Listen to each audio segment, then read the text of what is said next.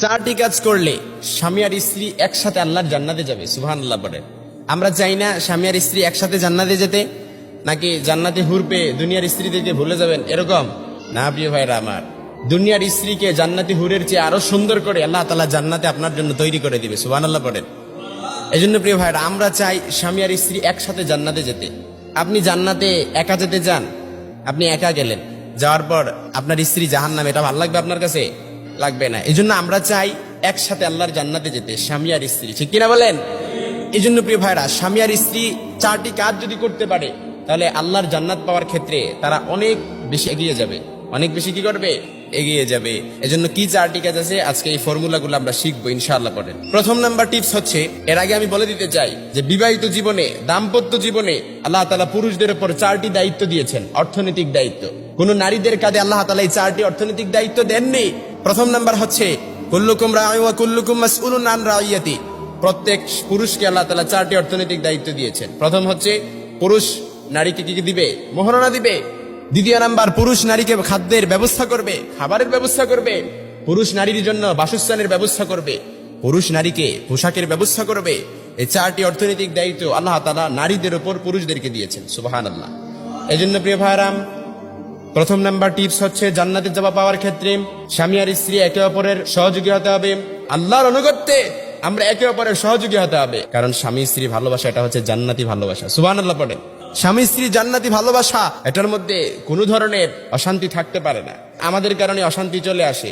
এজন্য স্বামী আর স্ত্রী কিভাবে আল্লাহর জান্নাত পাওয়ার ক্ষেত্রে জান্নাতে যেতে পারবো, এই আল্লাহর ইবাদতে একে অপরের কি হতে হবে?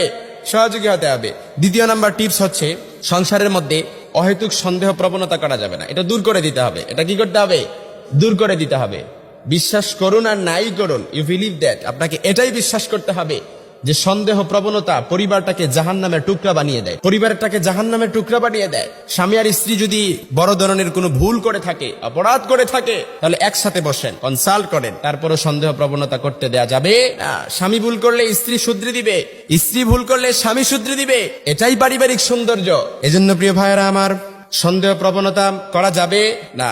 তৃতীয় নাম্বার হচ্ছে, স্ত্রী ফজরের সময় স্বামীকে ডেকে দিবে। স্বামী কি করবে?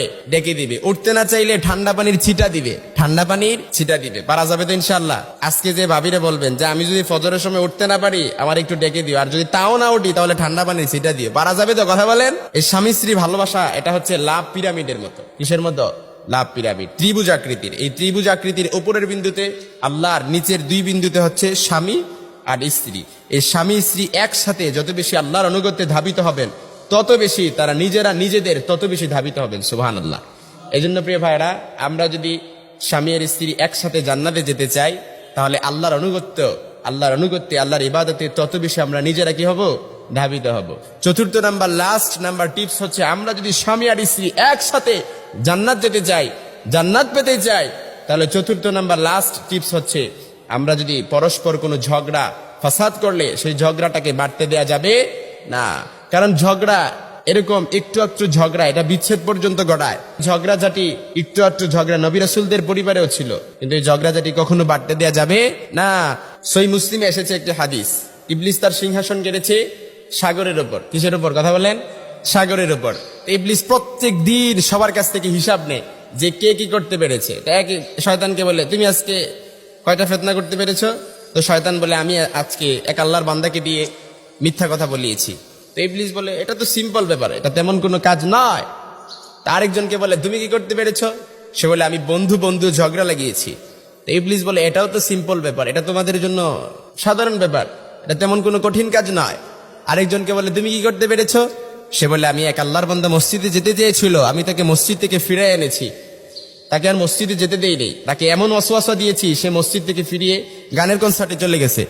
তো ইবলিস বলে, এটাও তো তোমাদের জন্য সাধারণ ব্যাপার, এটাও তেমন কোনো কঠিন কাজ নয়। তো সর্বশেষ এক ইবলিসকে বলে যে, তুমি কি করতে পেরেছো?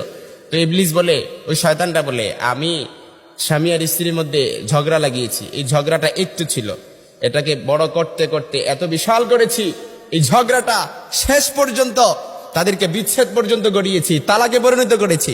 তখন ইবলিস তাকে নিয়ে নাচতে শুরু করে। এজন্য ইমানদারদের পরিবার ভেঙে খান খান হয়ে যাক, এটা আল্লাহ তাআলা চায় না। কিন্তু ইবলিস চায় যে ইমানদারদের পরিবার কি হয়ে যাক? ভেঙে টুকরো টুকরো হয়ে যাক, খানখান হয়ে যাক, এটা ইবলিসের খুশি, এটা শয়তানের খুশি। এজন্য প্রিয় ভাইরা, আল্লাহ তাআলা কখনো চায় না যে মুমিনের পরিবার ভেঙে যাক, ইমানদারদের পরিবার ভেঙে যাক, কারণ আল্লাহ তাআলা চায় মুমিনের পরিবার অটল থাকুক, মজবুত থাকুক। এজন্য প্রিয় ভাইরা, স্বামী আর স্ত্রী কখনো যদি আমরা সংসারের মধ্যে ভুল করে থাকি, একসাথে বসে কনসাল্ট করবেন, কিন্তু এটাকে বাড়তে দেয়া যাবে না। পারা যাবে তো ইনশাআল্লাহ? এই 4টি কাজ যদি আমরা করতে পারি, আমরা একসাথে আল্লাহর জান্নাতে যেতে পারবো। সুবহানাল্লাহ বলেন।